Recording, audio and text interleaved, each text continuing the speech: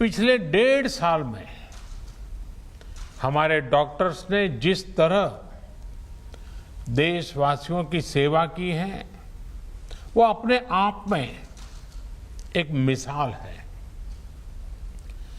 मैं 130 करोड़ देशवासियों की ओर से देश के सभी डॉक्टर्स को धन्यवाद देता हूं, आभार प्रकट करता हूं। साथियों, डॉक्टर्स को ईश्वर का दूसरा रूप कहा जाता है और वैसे ही नहीं कहा जाता।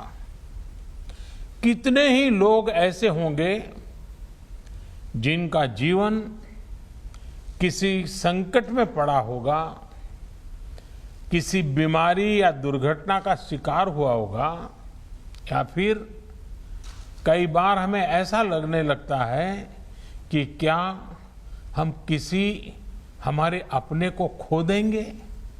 लेकिन हमारे डॉक्टर्स ऐसे मौकों पर किसी देवदूत की तरह जीवन की दिशा बदल देते हैं, हमें एक नया जीवन दे देते हैं।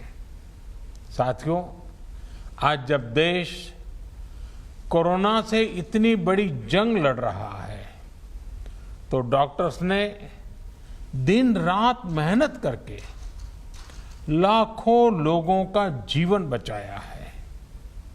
ये पुण्य कार्य करते हुए देश के कई डॉक्टर्स ने अपना जीवन भी न्यौछावर कर दिया। मैं जीवन आहूत करने वाले इन सभी डॉक्टर्स को अपनी विनम्र श्रद्धांजलि अर्पित करता हूं और परिवार के प्रति अपनी संवेदना व्यक्त करता हूं। साथियों, कोरोना से लड़ाई में जितनी चुनौतियां आई, हमारे वैज्ञानिकों, डॉक्टर्स ने उतने ही समाधान तलाशे, प्रभावी दवाइयां बनाई। आज हमारे डॉक्टर्स ही कोरोना के प्रोटोकॉल्स बना रहे हैं, उन्हें लागू करवाने में मदद कर रहे हैं। ये वायरस नया है, इसमें नए नए म्यूटेशंस भी हो रहे हैं, लेकिन हमारे डॉक्टर्स की नॉलेज, उनके एक्सपीरियंस, उनके अनुभव वायरस के इन खतरों और चैलेंजेस का मिलकर मुकाबला कर रहे हैं। इतने दशकों में जिस तरह का मेडिकल इंफ्रास्ट्रक्चर देश में तैयार हुआ था, उसकी सीमाएं आप भली भांति जानते हैं। पहले के समय में मेडिकल इंफ्रास्ट्रक्चर को किस तरह नजरअंदाज किया गया था, इससे भी आप परिचित हैं। हमारे देश में जनसंख्या का दबाव इस चुनौती को और कठिन बना देता है। बावजूद इसके कोरोना के दौरान अगर हम प्रति लाख जनसंख्या में संक्रमण को देखें, मृत्यु दर को देखें, तो भारत की स्थिति बड़े बड़े विकसित और समृद्ध देशों की तुलना में कहीं संभली हुई रही है। किसी एक जीवन का असमय समाप्त होना उतना ही दुखद है, लेकिन भारत ने कोरोना से लाखों का जीवन बचाया भी है। इसका बहुत बड़ा श्रेय हमारे परिश्रमी डॉक्टर्स, हमारे हेल्थ केयर वर्कर्स, हमारे फ्रंटलाइन वर्कर्स को जाता है। साथियों, ये हमारी सरकार ही है जिसने हेल्थ केयर पर सबसे अधिक बल दिया है। पिछले वर्ष फर्स्ट वेव के दौरान हमने लगभग 15,000 करोड़ रुपए हेल्थ केयर के लिए आवंटित किए थे, जिससे हमारे हेल्थ इंफ्रास्ट्रक्चर को बढ़ाने में मदद मिली। इस साल हेल्थ सेक्टर के लिए बजट का एलोकेशन 2 गुने से भी ज्यादा, यानी 2 लाख करोड़ रुपए से भी अधिक किया गया। अब हम ऐसे क्षेत्रों में हेल्थ इंफ्रास्ट्रक्चर को मजबूत करने के लिए 50,000 करोड़ रुपए की एक क्रेडिट गारंटी स्कीम लेकर आए हैं, जहां स्वास्थ्य सुविधाओं की कमी है।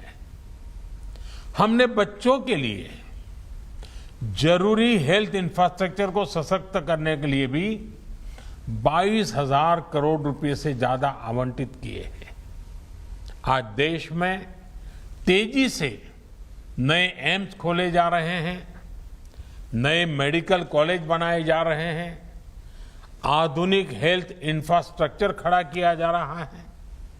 2014 तक जहां देश में केवल 6 एम्स थे, वहीं इन 7 सालों में 15 नए एम्स का काम शुरू हुआ है। मेडिकल कॉलेज की संख्या भी करीब 1.5 गुना बढ़ी है। इसी का परिणाम है कि इतने कम समय में जहां अंडर ग्रेजुएट सीट्स में 1.5 गुने से ज्यादा की वृद्धि हुई है, वहीं पीजी सीट्स में 80% इजाफा हुआ है। यानी यहां तक पहुंचने के लिए जो संघर्ष आपको करना पड़ा, वो कठिनाइयां हमारे युवाओं को, आपके बच्चों को नहीं उठानी पड़ेगी। दूर सुदूर क्षेत्रों में भी हमारे ज्यादा से ज्यादा युवाओं को डॉक्टर बनने का अवसर मिलेगा। उनकी प्रतिभा को, उनके सपनों को नई उड़ान मिलेगी। मेडिकल सेक्टर में हो रहे इन बदलावों के बीच डॉक्टर्स की सुरक्षा के लिए भी सरकार प्रतिबद्ध है। हमारी सरकार ने डॉक्टर्स के खिलाफ हिंसा को रोकने के लिए पिछले वर्ष ही कानून में कई कड़े प्रावधान किए हैं। इसके साथ ही हम अपने कोविड वॉरियर्स के लिए फ्री इंश्योरेंस कवर स्कीम भी लेकर आए हैं। साथियों, कोरोना के खिलाफ देश की लड़ाई हो या मेडिकल व्यवस्था सुधारने का देश का लक्ष्य, इन सब में आप सभी को महत्वपूर्ण भूमिका अदा करनी है। उदाहरण के तौर पर, जब आप सभी ने पहले फेज में वैक्सीन लगवाई, तो उससे देश में वैक्सीन को लेकर उत्साह और विश्वास कई गुना बढ़ गया। इसी तरह जब आप लोगों को कोविड एप्रोप्रिएट बिहेवियर का पालन करने के लिए कहते हैं, तो लोग पूरी श्रद्धा से उसका पालन करते हैं। मैं चाहूंगा आप अपनी इस भूमिका को और सक्रियता से निभाएं, अपना दायरा और ज्यादा बढ़ाएं। साथियों, इन दिनों एक और अच्छी चीज हमने देखी है कि मेडिकल फ्रेटर्निटी के लोग योग के बारे में जागरूकता फैलाने के लिए बहुत आगे आए हैं। योग को प्रचारित प्रसारित करने के लिए जो काम आजादी के बाद पिछली शताब्दी में किया जाना चाहिए था, वो अब हो रहा है। इस कोरोना के काल में योग प्राणायाम का लोगों के स्वास्थ्य पर किस तरह सकारात्मक प्रभाव पड़ रहा है, पोस्ट कोविड कॉम्प्लिकेशन से निपटने में योग किस तरह मदद कर रहा है, इसके लिए आधुनिक मेडिकल साइंस से जुड़े कई संस्थानों द्वारा एविडेंस बेस्ड स्टडीज कराई जा रही है। इस पर आप में से कई लोग काफी समय दे रहे हैं। साथियों, आप लोग मेडिकल साइंस को जानते हैं, एक्सपर्ट हैं, स्पेशलिस्ट हैं, और एक भारतीय को योग को समझना भी स्वाभाविक रूप से आसान होता है। जब आप लोग योग पर स्टडी करते हैं तो पूरी दुनिया इसे बहुत सीरियसली लेती है। क्या आईएमए इसे मिशन मोड में आगे बढ़ा सकती है? योग पर एविडेंस बेस्ड स्टडीज को साइंटिफिक तरीके से आगे ले जा सकती हैं। एक प्रयास ये भी हो सकता है कि योग पर स्टडीज को इंटरनेशनल जर्नल्स में पब्लिश किया जाए, उसे प्रचारित किया जाए, मुझे विश्वास है कि ये स्टडीज दुनिया भर में डॉक्टर्स को, अपने पेशेंट्स को योग के बारे में और जागरूक करने के लिए भी प्रोत्साहित करेगी। साथियों, जब भी हार्ड वर्क, टैलेंट और स्किल की बात आती है तो इनमें आपका कोई मुकाबला नहीं है। मैं आपसे यह भी अनुरोध करना चाहता हूं कि आप पूरे अटेंशन के साथ ही अपने अनुभवों का डॉक्यूमेंटेशन भी करते रहें। पेशेंट के साथ आपके एक्सपीरियंसेस का डॉक्यूमेंटेशन बहुत ही अहम है। साथ ही मरीज के सिम्टम्स, ट्रीटमेंट प्लान और उनके रिस्पॉन्स का भी डिटेल डॉक्यूमेंटेशन होना चाहिए। यह एक रिसर्च स्टडी के रूप में भी हो सकता है जिसमें विभिन्न प्रकार की दवाओं और ट्रीटमेंट्स के असर को नोट किया गया हो। जितनी बड़ी संख्या में आप मरीजों की सेवा और देखभाल कर रहे हैं, उसके हिसाब से आप पहले से ही दुनिया में सबसे आगे हैं। यह समय यह भी सुनिश्चित करने का है कि आपके काम का, आपकी साइंटिफिक स्टडीज का दुनिया संज्ञान ले और आने वाली पीढ़ी को उसका लाभ भी मिले।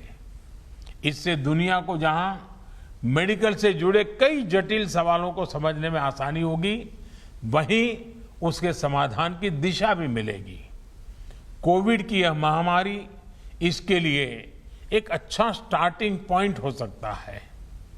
वैक्सीन किस प्रकार से हमारी मदद कर रही है, किस प्रकार से अर्ली डायग्नोसिस का लाभ मिल रहा है और एक पर्टिकुलर ट्रीटमेंट किस प्रकार से हमारी सहायता कर रहा है, क्या हम इसको लेकर ज्यादा से ज्यादा स्टडीज कर सकते हैं। पिछली शताब्दी में जब महामारी आई थी, आज उसका डॉक्यूमेंटेशन बहुत उपलब्ध नहीं है। आज हमारे पास टेक्नोलॉजी भी है और हम अगर कोविड से कैसे मुकाबला किया गया है, इसके प्रैक्टिकल अनुभवों का डॉक्यूमेंटेशन करते हैं तो वो भविष्य में पूरी मानवता के लिए बेहद मददगार साबित होगा। आपका ये अनुभव देश के मेडिकल रिसर्च को एक नई गति भी देगा। अंत में मैं यही कहूंगा, सेवा, आपका श्रम, सर्वे भवन्तु सुखिनः के हमारे संकल्प को अवश्य सिद्ध करेगा। हमारा देश कोरोना से भी जीतेगा और विकास के नए आयाम भी हासिल करेगा। इन्हीं शुभकामनाओं के साथ आपको बहुत बहुत धन्यवाद।